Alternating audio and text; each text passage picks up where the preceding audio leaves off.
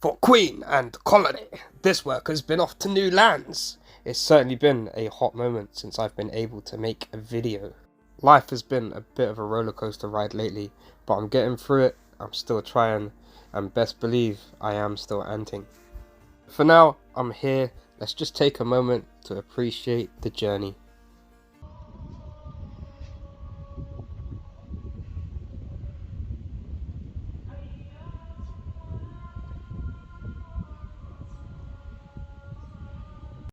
Despite it being work, I always appreciate getting to know and see other cultures as much as I love anting. So for a quick stint in the Middle East, I flew off to Bangkok, Thailand. Again for work, so I only had moments to capture stuff like this. I actually almost knelt on this colony as I came down to rest. And it turned out to be what I believe Solenopsis invicta in their natural environment. I was completely shocked to come across this species.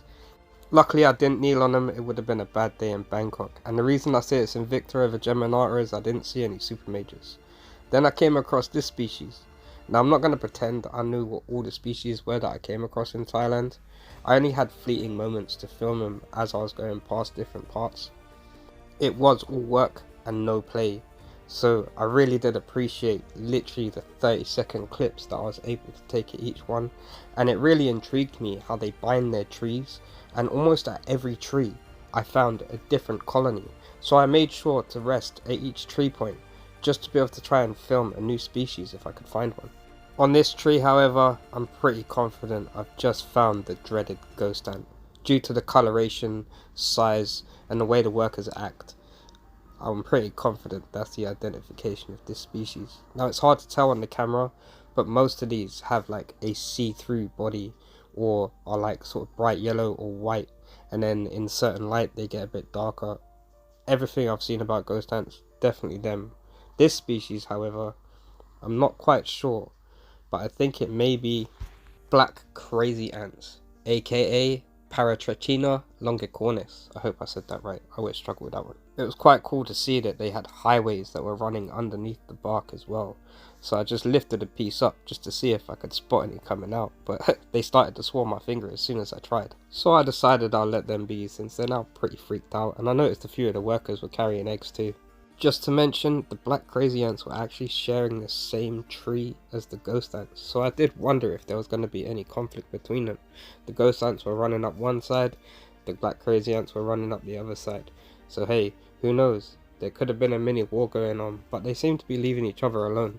I only saw them occupying opposite sides of the tree. It's times like this when I think, as much as I love keeping ants as pets and keeping them in captivity, there's something special about seeing them in nature.